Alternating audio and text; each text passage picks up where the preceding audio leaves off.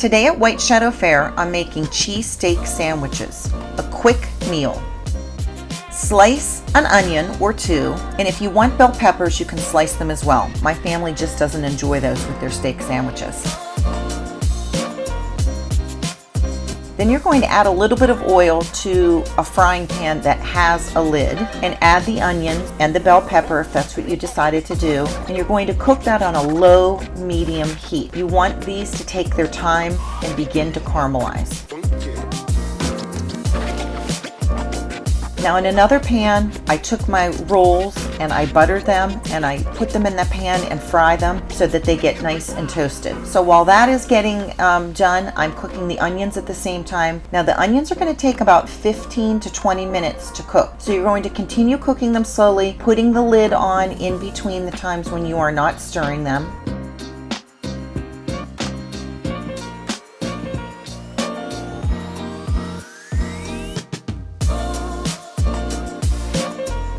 And then you are going to add a seasoning mix to this. Now the seasoning mix that I use is something that I mix together and keep on the side of my stove for anything that I'm cooking. It's a half a cup of salt, an eighth of a cup of pepper, an eighth of a cup of garlic powder, and an eighth of a cup of onion powder. And I'm just sprinkling probably the equivalent of a quarter of a teaspoon over top of my onions after they have cooked for a few minutes.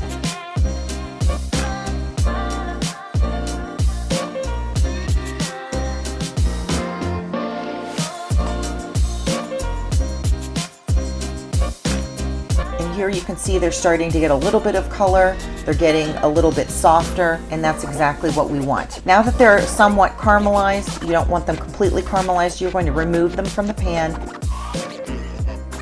Put the onions off to the side, and it's time to cook the shaved steak. Now I purchased the shaved steak that I use from Aldi's. If you do not have an Aldi's nearby and you cannot find this, you can always take a regular steak, put it in the freezer for 20 to 30 minutes and slice it as thinly as you can, and that works as well. So I add a bit more oil to my pan, and this is extremely thin steak. It is going to cook extremely fast. You're going to put the lid on and off as needed. If you see that there is liquid in your pan coming off of the steak, then leave the lid off because you want that to evaporate. And in the first minute that it's in the pan, you really don't want to disturb the steak at all. Let it get a little bit crispy on the bottom before you start moving it around.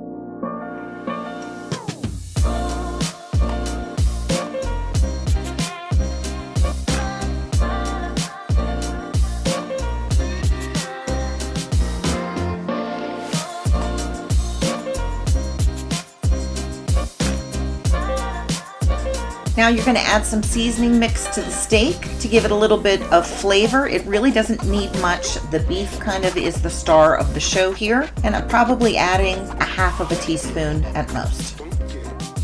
This steak takes no more than 5 minutes, if even, to cook, so this is one of those meals that you can get on the table within a half an hour. The reason I chose to show you this meal is because it is probably the most requested meal at my home.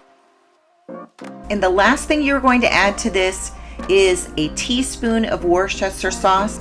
Just sprinkle that on. That gives it such great flavor. And then you'll pick out the cheese that you want to put on this. I usually use provolone, but today I couldn't find any, so I used baby Swiss cheese instead.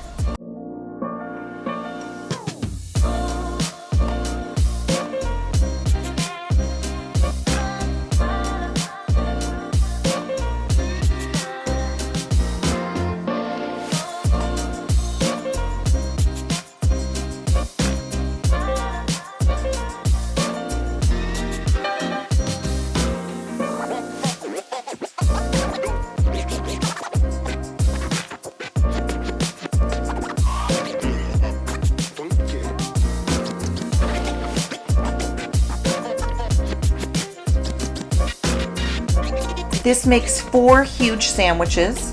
I hope that maybe this has inspired you to make cheesesteak sandwiches again, or perhaps you've never made them before, and I hope it inspires you to make them for the first time because they are absolutely fabulous.